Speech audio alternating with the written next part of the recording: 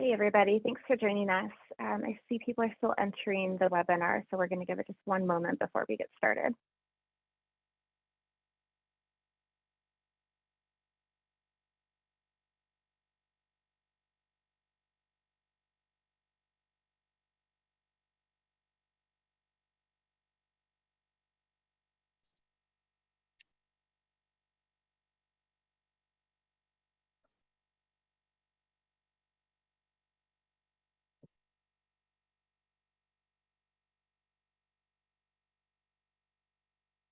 And people are still trickling in, so we'll just give it one more moment.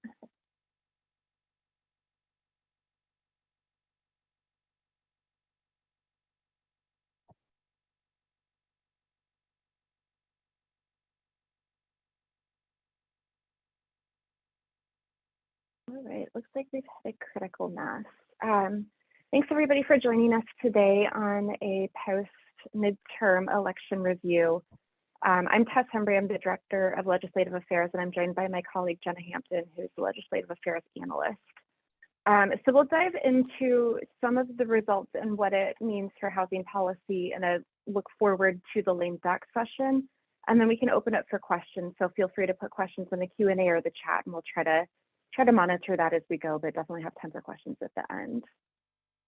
So diving straight into it. First slide. Perfect. So what you're looking at right now is the current House of Representatives, so the House as it stands today. The Democratic Party is the majority with 221 votes, and the Republican Party is in the minority with 212 votes. And I wanted to highlight the current Congress because of how slim that majority is.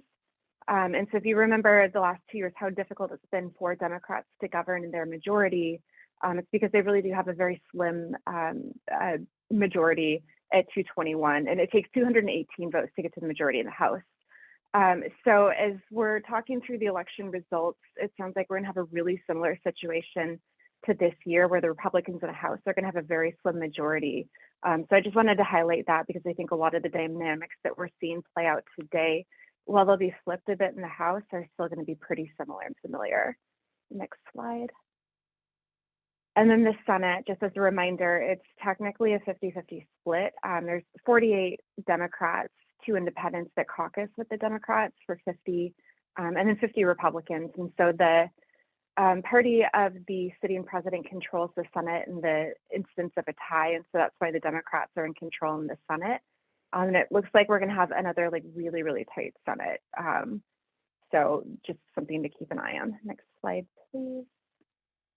So I put this up here as sort of a joke because these were the projections from 538 on the New York Times website on election morning. And it gave Republicans like a really, really heavy odds to win the House. And then if you go to the next slide, it gave them a bit, not necessarily heavy odds since they said it's a dead heat, but it was more likely than not that the Republicans win the Senate. Of course, that's not exactly what we're seeing right now. So the Democrats were able to retain at least a 50-50 split in the Senate. There's still one race that has not been called yet. That's going to go to a runoff. That's the Georgia race between current Senator Warnock, who is a Democrat, and Herschel Walker, the Republican challenger.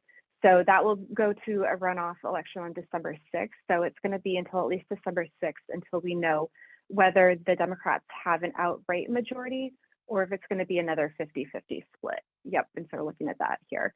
So the House, there have been a couple of more seats called for the GOP since we took this screenshot of the slide. Right now it's 217 Republicans to, I think it's 204 Democrats. Let me see what the New York Times, yeah, 205 Democrats to 217 Republicans. Again, you need 218 to have a majority in the House. So Republicans are 1 seat away from claiming majority in the House. There's still 13 uncalled races still out there. 10 of those are in California. And the way it looks like the vote's breaking, it really does seem like the Republicans probably will pick up a couple of extra seats there too. So Republicans are looking at anywhere from likely a 219 to like 222 seat majority, which is a really, really, really slim majority. So today is going to be a really interesting day as far as the House GOP leadership elections are concerned. So starting in half an hour, the House GOP caucus will meet together for a closed meeting to elect the new chairs of their party and to vote on a nominee for speaker. So this is only an internal GOP thing. Doesn't have any technical bearing on who the speaker ultimately will be. Those elections will take place House-wide on January 3rd when the 118th Congress comes into session. So on January 3rd, whoever comes out of this leadership election as the chosen nominee for speaker will still have to get 218 votes to actually be voted Speaker of the House on January 3rd. And that's something to pay attention to because it looks like it's turning into a bit of an interesting race for the Speaker position in the Republican Party. This happens from time to time. Paul Ryan, he lost 43 votes just within the caucus, but then immediately was elected Speaker of the House. Pelosi, she lost 32 votes last go around within the caucus, and she didn't even have anybody running against her. So this process is sometimes seen as a way for inter-party politics to play out a little bit. Some of the dirty laundry within the Republican Party or the Democrat Party gets aired out, and members who maybe want to push forward an agenda within the party can see opportunity here to get leverage with the incoming speaker. So it's not necessarily unusual, and I don't necessarily think that even if McCarthy doesn't walk away from this with the support of every Republican, I don't necessarily think that that means that he has a huge amount of trouble becoming speaker on January 3rd. On the other hand, it could. It'll be really interesting to see how that plays out. And a couple of things to note. So there's already a couple of members that say that they're no vote for him. And since his majority is so slim right now, he's really going to have to be careful between now and January 3rd to make sure he is building that support. And then the House Freedom Caucus has a really interesting list of demands that they want to see met in order for them to support the speaker. And that's going to be an interesting one to watch because they're roughly 30 members of the GOP. They don't keep an official tally or an official roster, so it's really up to reporters to kind of suss out who's part of the Freedom Caucus. But they want to ban spending bills passed through omnibus, which obviously has been something that we've relied upon pretty heavily for the past 50 years.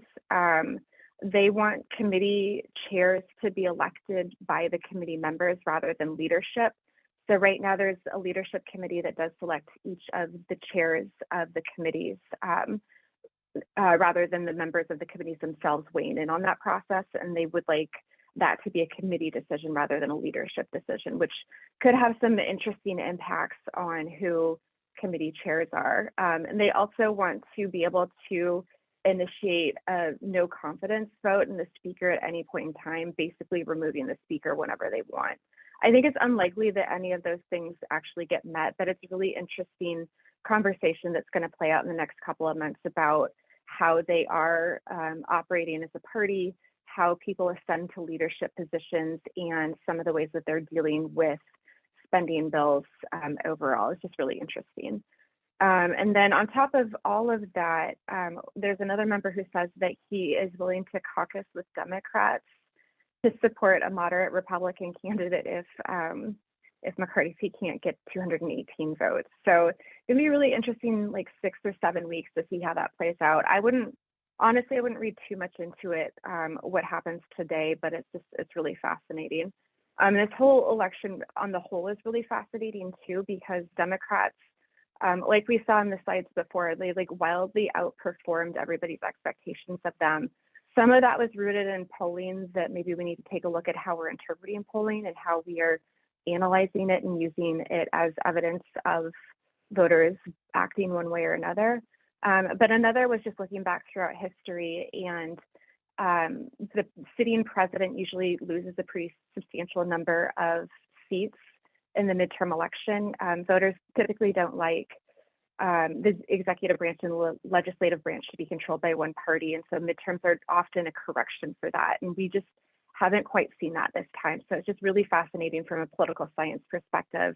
And then that really is having a lot of impact on these even inter-party GOP politics that are emboldening people to speak out in ways that maybe if they had a larger majority, they wouldn't have that leverage. So just really, really fascinating. It'll be really interesting to see how it all plays out. But ultimately, I do think McCarthy will probably win speakership. But I've been wrong in the past, so we'll see how that goes. Next slide, please.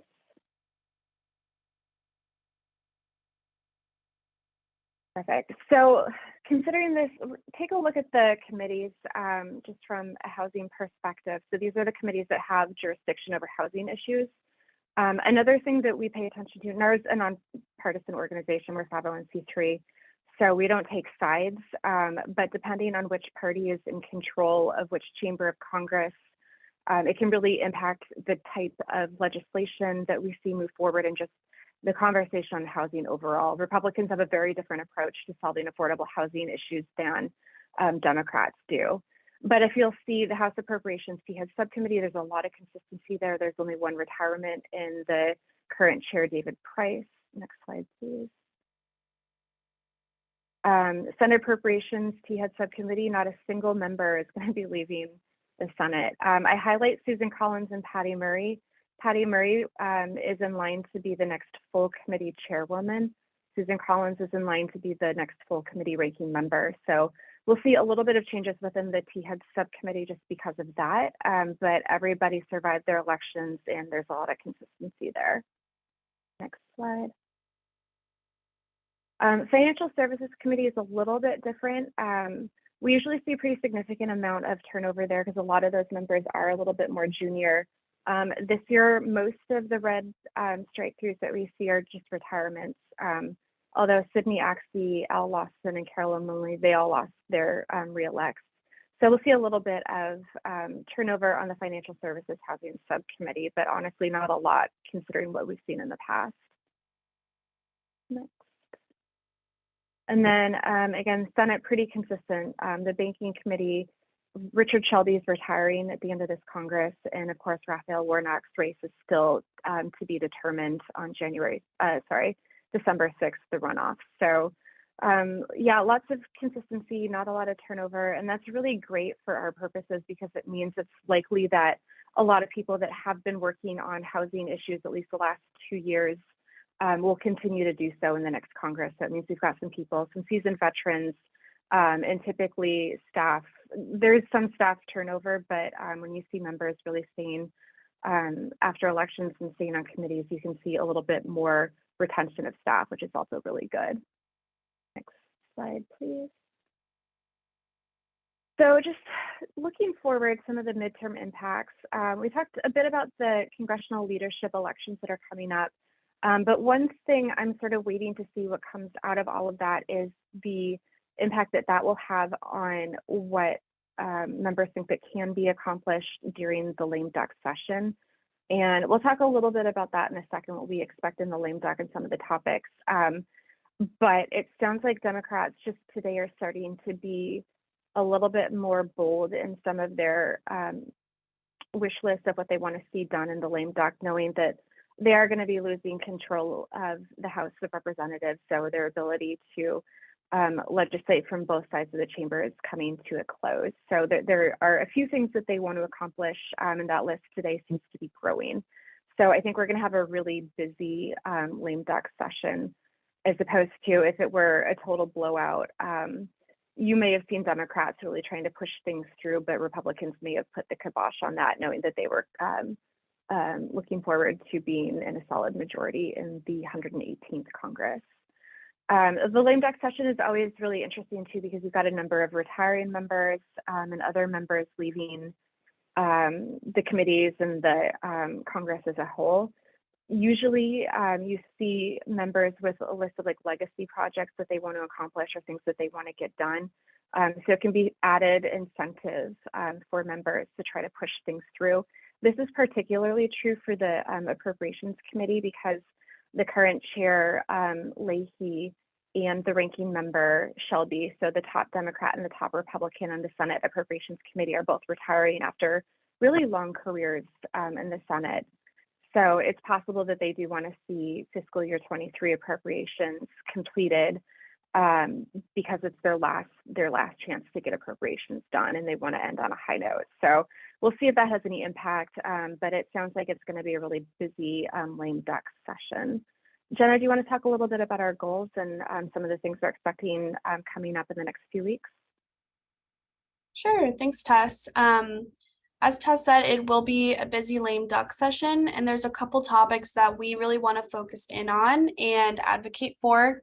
So just to encourage, again, NAHRO advocacy, we are setting a letter goal of 2,000 letters to basically bring us through the end of the year and urge Congress to act on some of the items that are top priority for us.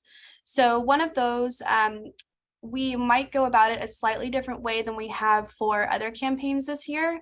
The low-income housing tax credit, there's potential for some legislation to move on that, along with other tax priorities that Congress is working on right now.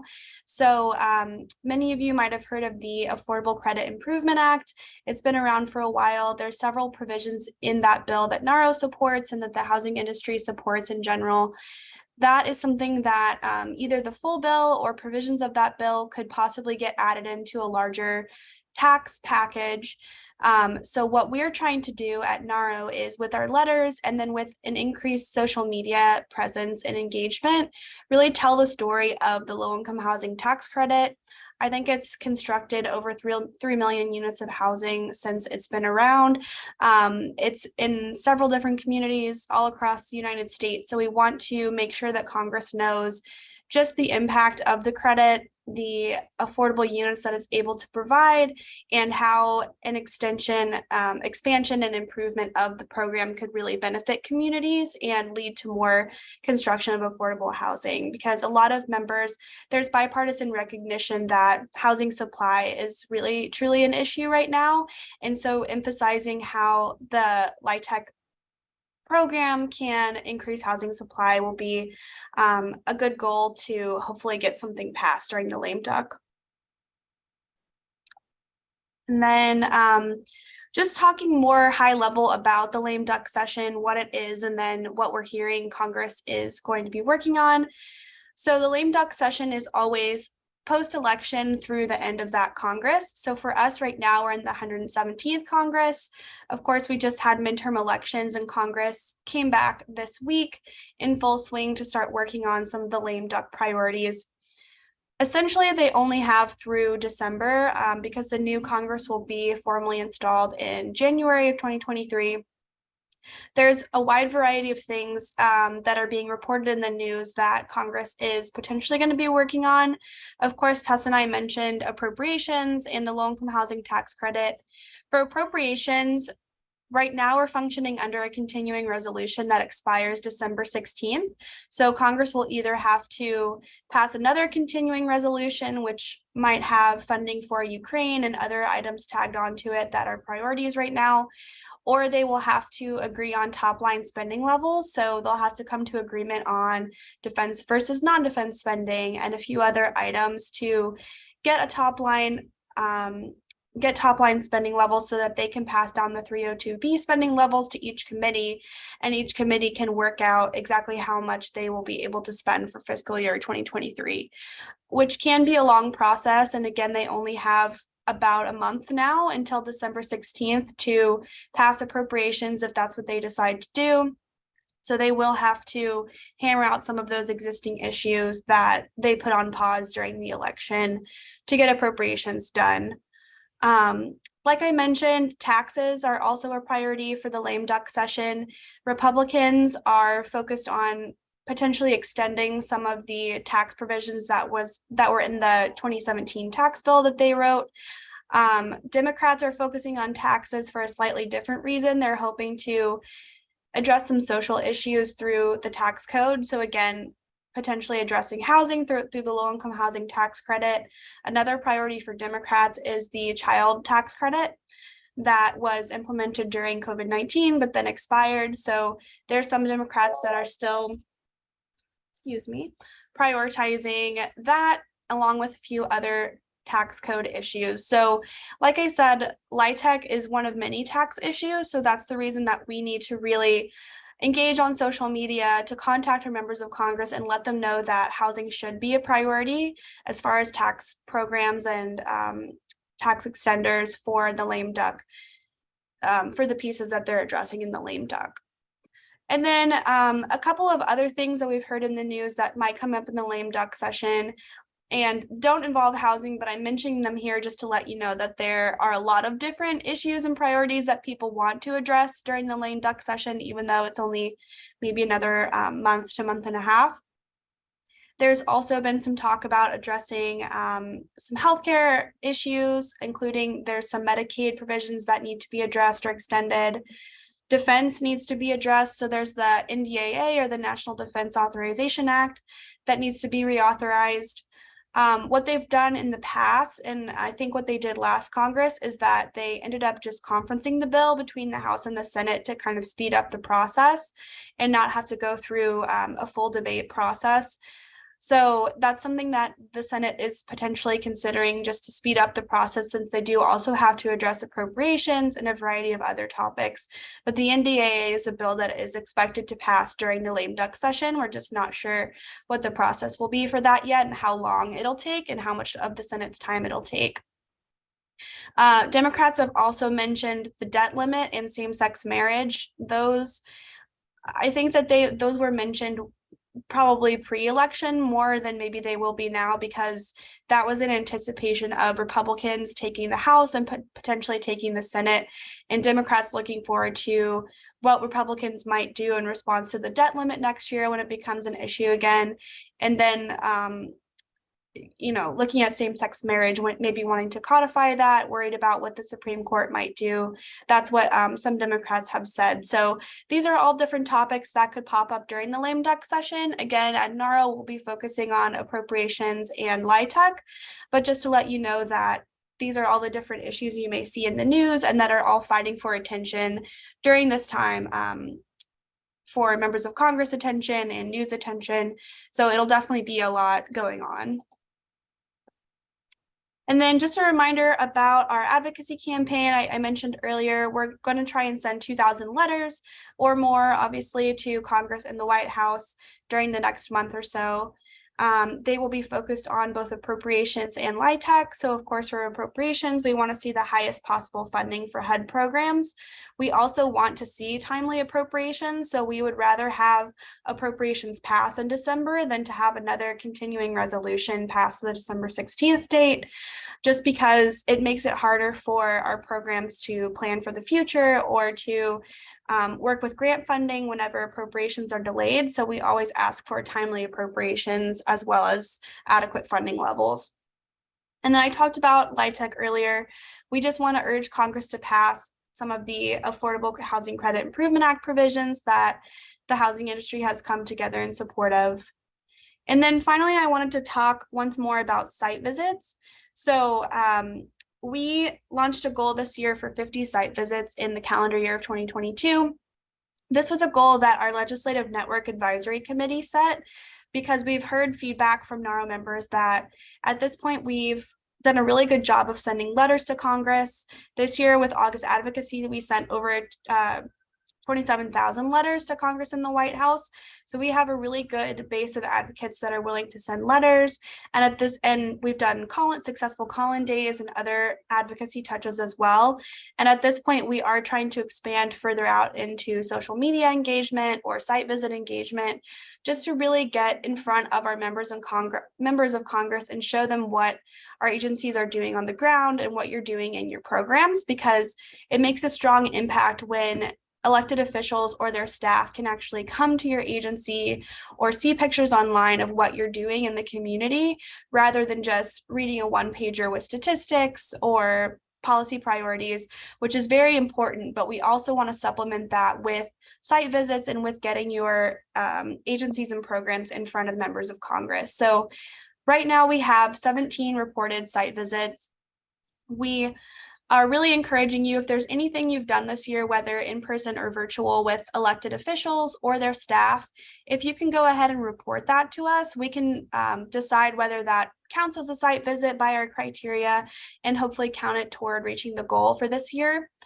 Or if you haven't done a site visit yet and you are interested in setting one up for this year or even next year, you can reach out to myself or Tess or anyone on the NAHRO team, and we can give you some help and instruction on how to do that. And just so you know, I will put this link in the chat once I have stopped sharing the slides, but also in our Action Alert Center, which is at nahro.org/advocate, there's a button at the bottom that says Site Visit Report Form that you can click and access the report form that way as well. And just to finish off, I wanted to show a couple examples of what a site visit could look like. So these were two pre-planned events that agencies were able to invite members of Congress to attend. So, and I think they were both in August. So during the August recess, LA County had Congresswoman Waters come to a back to school backpack giveaway. So she was able to give away some backpacks to students and meet with the staff in LA County.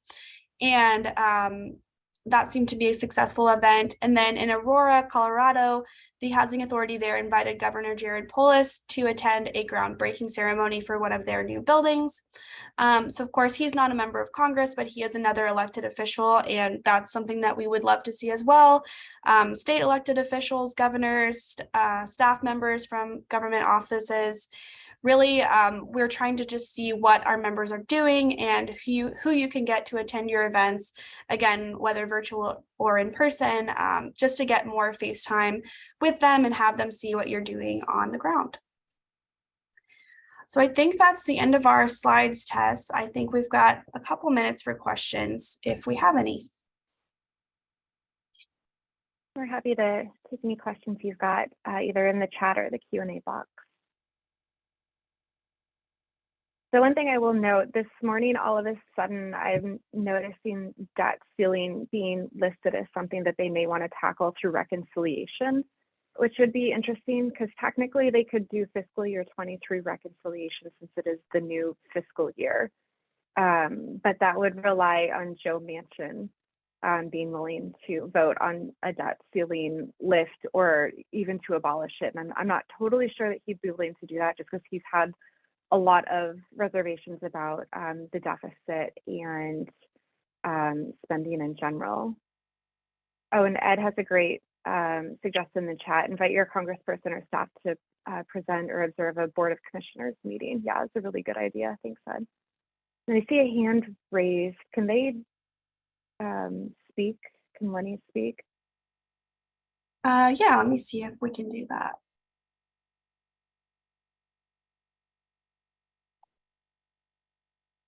Yeah, it looks like Lenny can. Yeah, you can speak if you want to. Sometimes I accidentally raise a hand too, so I know that happens. Yeah, I think they're also on mute, so they would just need to unmute themselves. Yeah.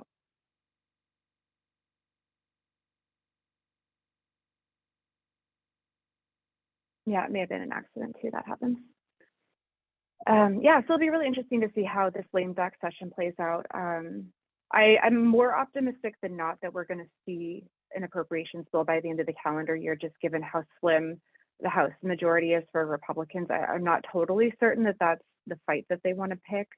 I also don't know how tight that speaker race is, how those politics will impact what Republicans are willing to vote for, what McCarthy is willing to support. So it's all going to be interesting to see how that plays out. But yeah, we've got 1 month and 1 day until the CR is expired. So we're going to have to push really hard coming out of Thanksgiving to make sure that Congress knows that we need funding immediately and enough to keep the programs going. All right, it looks like we're at the top of the hour. Any last second questions before we close out? Great. Well, thanks everybody for joining us. We'll be doing more of these throughout the lame duck session, so keep an eye out for registration links. Take care. Have a good day.